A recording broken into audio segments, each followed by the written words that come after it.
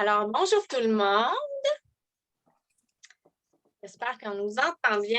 J'espère que vous allez bien. Merci d'être là. Bienvenue dans les capsules express de l'équipe Inspire Équilibre de Geneviève Chartrand.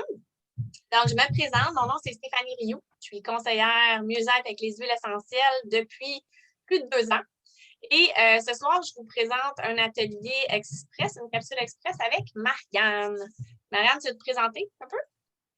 Oui, bien, moi, c'est Marianne Jensen. Je suis conseillère depuis 2 ans.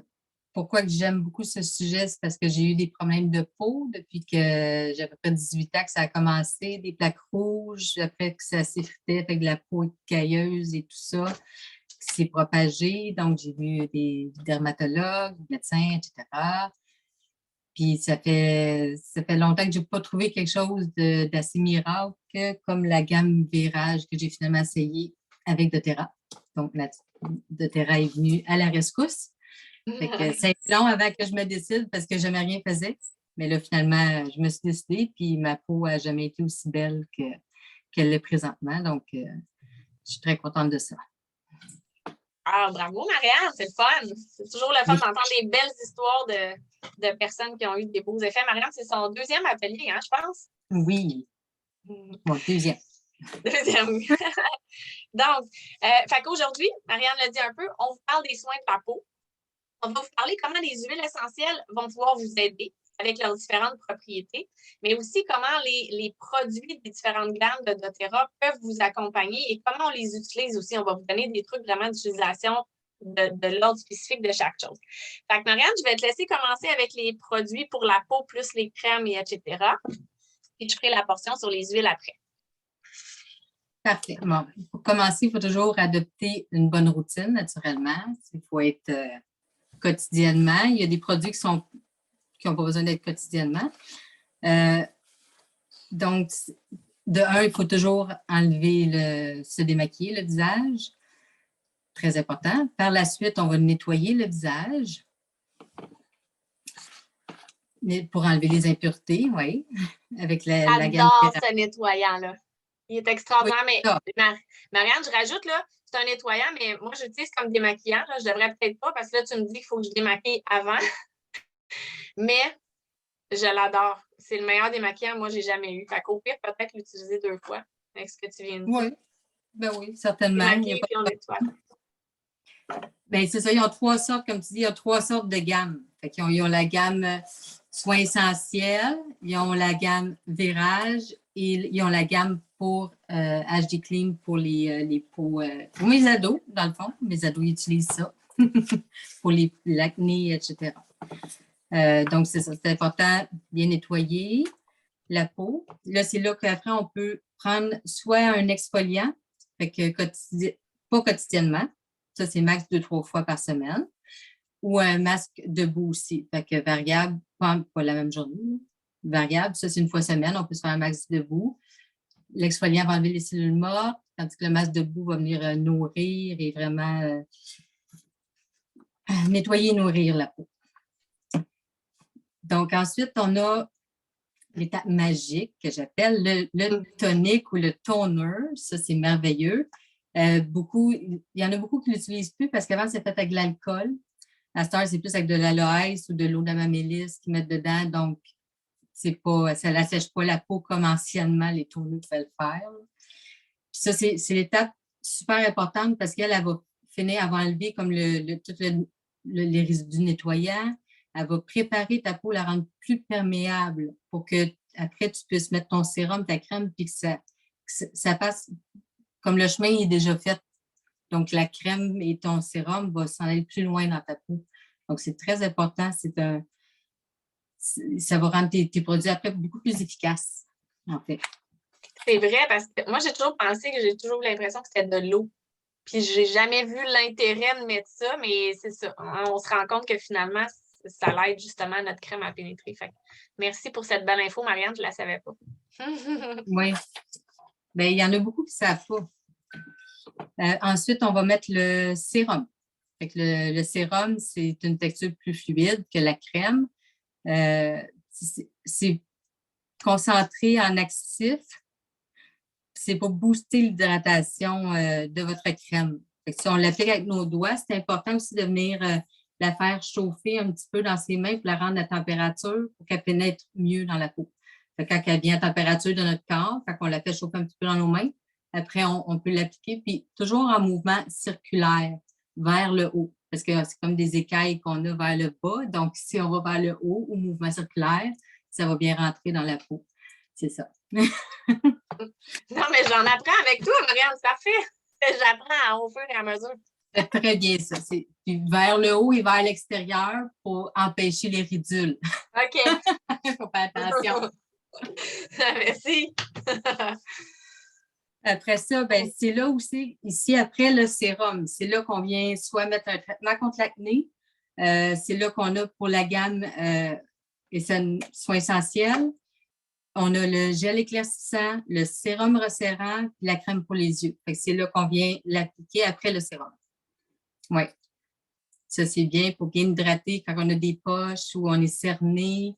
Ça vient bien hydrater la peau. Puis vu que c'est très sensible, c'est le fun d'avoir quelque chose de différent parce qu'autour des yeux, c'est très, très sensible. La peau est très fine. Puis ensuite, par la suite, ben, on met la crème de jour ou de nuit, dépendamment où est-ce qu'on est situé dans la journée quand on se nettoie. Ou dépendamment aussi, moi, l'été, ça va être une crème de jour, matin et soir. Mais l'hiver, dépendamment, des fois, je vais mettre les crèmes de nuit, matin et soir. Donc, c'est ça.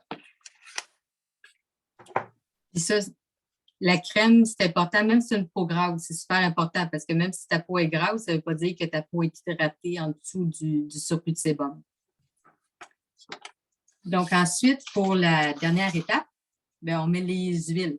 On met nos huiles qu'on veut rajouter.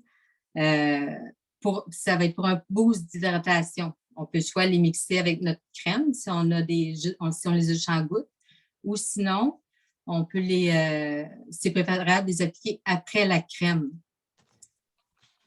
Parce que c'est ça. Parce que les huiles, la crème, c'est plus long avant qu'elle rentre. Les huiles, ils rentrent et pénètrent toutes les couches de l'épiderme.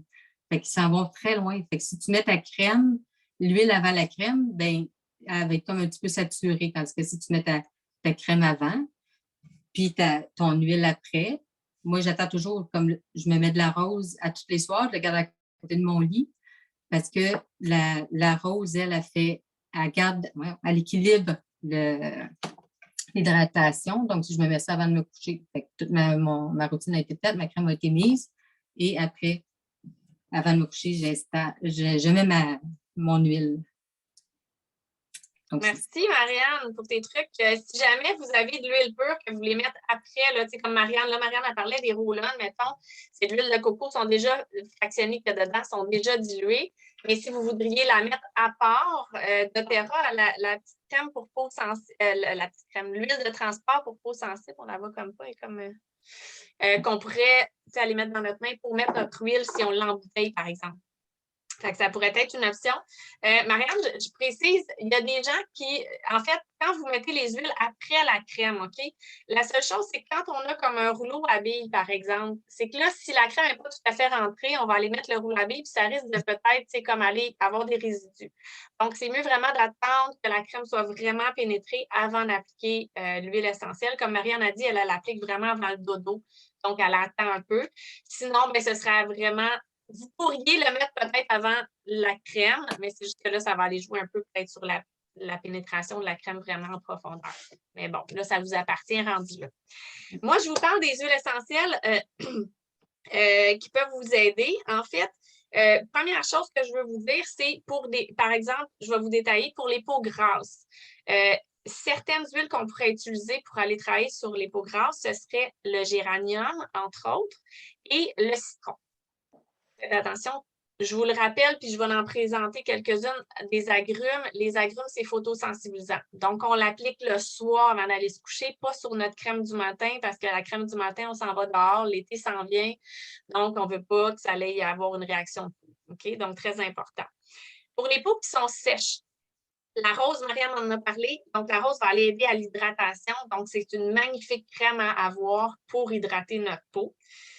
Pour les peaux matures, là, on a plein de choix. On a plein d'huiles qui vont aller travailler sur nos peaux vieillissantes. Donc, il y a la rose. Régénératrice. Oui, c'est ça, c'est une régénératrice cellulaire. Il y a la rose, il y a l'encens et il y a le regard aux pommes. Donc, la rose, on peut l'avoir en 5 ml, plus dispendieuse, plus abordable en roll-on. L'encens aussi, moi, je l'utilise en roll-on, mais on pourrait le mettre en huile. Puis, il y a le yard aux pommes, qui est, ou Ashley millefeuille, là, qu'on l'appelle grenadier. Regardez cette huile-là. On se sent riche, là. On a l'impression qu'on enrichit notre peau là, avec ça. C'est vraiment une huile qui va aller vraiment travailler pour les peaux vieillissantes. Puis, comme on a dit, les peaux acnéeuses ou sensibles, on peut aller travailler avec l'arbre à thé. L'arbre à thé, c'est notre allié pour tout ce qui est boutons, mais en général, de ce côté-là. Donc, on a aussi, si on va aller nettoyer, utiliser une huile pour aller nettoyer plus notre peau. Donc, je l'ai dit tantôt, il y avait comme un peu le citron pour les peaux grasses, ça va aider à nettoyer. Le pamplemousse, c'est génial. Toutes les agrumes un peu font ce travail-là de nettoyage. On les utilise pour nettoyer notre maison, mais c'est la même chose. Ça nettoie notre peau aussi. Et l'arbre à thé aussi, qui est super bon pour le nettoyage. C'est pour ça qu'on l'utilise pour les peaux acnéeuses aussi. Si on veut de l'hydratation, on a parlé de la rose. Il y a l'encens, le yarrow pomme, qui est vraiment hydratant. Et ces huiles-là, on l'a dit, sont pour les peaux vieillissantes, donc ils vont nous aider à avoir un look plus jeune. Ils sont rajeunissantes, mais on a aussi, dans les huiles qui sont rajeunissantes, on pourrait utiliser la lavande, l'arbre à thé revient encore. Il y a la tanésie bleue qu'on ne connaît pas beaucoup. Ouais. Et le bois de santal, qui sent tellement bon, hein? Ça sent le... Ah oui. C'est très boisé, mais pas sapinage. C'est très terreux un peu. Là. Donc, on peut aller mettre ça dans notre visage.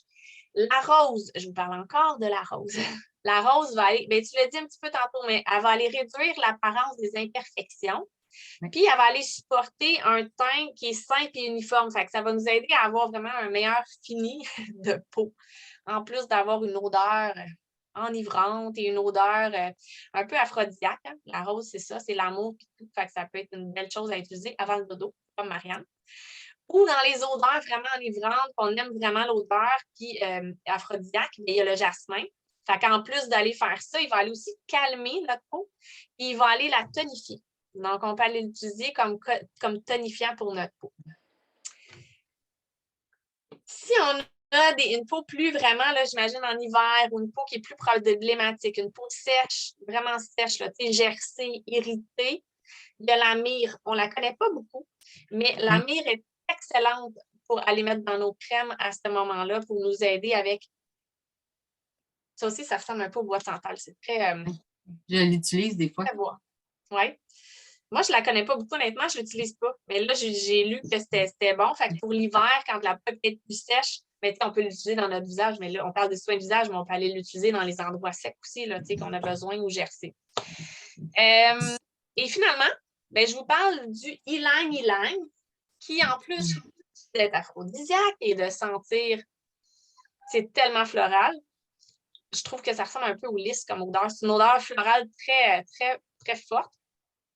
Lui, ce qu'il fait, c'est qu'il est astringent. Il va aller resserrer les pores de la peau, mais il va aussi aller travailler sur notre pH. Il va aller équilibrer, balancer le pH de notre peau. Donc, génial pour ça. Puis, il y en a plein qui sont calmantes pour la peau. Là. Il y a entre autres le géranium, la camomille, qui vont juste aller calmer la peau. Puis, je pense aux coups de soleil. Hein? L'été s'en vient. Donc, les coups de soleil, entre autres, on peut aller travailler avec ces huiles-là. La menthe poivrée peut être rafraîchissante. Soleil. Oui, la menthe camomille, menthe poivrée l'été, là, avec un coup de soleil, là, ça, c'est merveilleux. Oui. On a hâte d'avoir des coups de soleil. Oui, effectivement. Donc voilà, c'est tout ce qu'on voulait vous partager aujourd'hui. C'est des capsules express. Si vous voulez d'autres informations plus en profondeur, bien évidemment, allez voir votre conseillère. On est là, nous aussi, pour vous donner de l'info. J'espère que ça a répondu à vos questions. Y a-t-il quelque chose que tu voulais ajouter, Marianne? J'ai-tu oublié? Non, mais j'ai un petit fait intéressant, par exemple. Savais-tu qu'il fallait plus de 10 000 pétales de rose fraîchement cueillis? Fait qu'il faut qu'ils distillent la journée même qu'ils l'ont cueilli, la rose. Fait que tu as besoin de 10 000 pétales de rose pour faire une bouteille de 5 millilitres. Écoute, en tout cas. Fait que c'est pour ça que mais Les huiles pour les peaux vieillissantes, souvent, c'est des huiles qui sont chères parce qu'il y a toute une historique en arrière. C'est des huiles précieuses. Comme l'encens, c'est la même chose. Le yaropom, c'est des huiles plus chères. Mais ça vaut la peine. On les a pendant longtemps. Puis, qui ne veut pas avoir l'air jeune longtemps? Mais oui. Hein, Donc, on a juste 23. Puis, Avec la peau qu'on a. Bon, on a 43. Voilà. Suivez les capsules express, on en fait à tous les semaines. Fait que suivez sur le groupe la page Inspire Équilibre de Geneviève. Il y en a chacun des groupes respectifs des conseillères aussi, souvent les annonces. Donc, à tous les jeudis soirs, on a des capsules express de différents sujets. Fait que soyez là, puis vous pouvez toujours avoir ceux qu'on a fait les semaines passées. Donc, sur les groupes ou sinon, écrivez à votre conseillère, elle pourra vous envoyer les détails. Donc, merci d'avoir été là. Puis, on se revoit à jeudi prochain. Merci, Marianne. Merci beaucoup, Steph. Bye. Bye.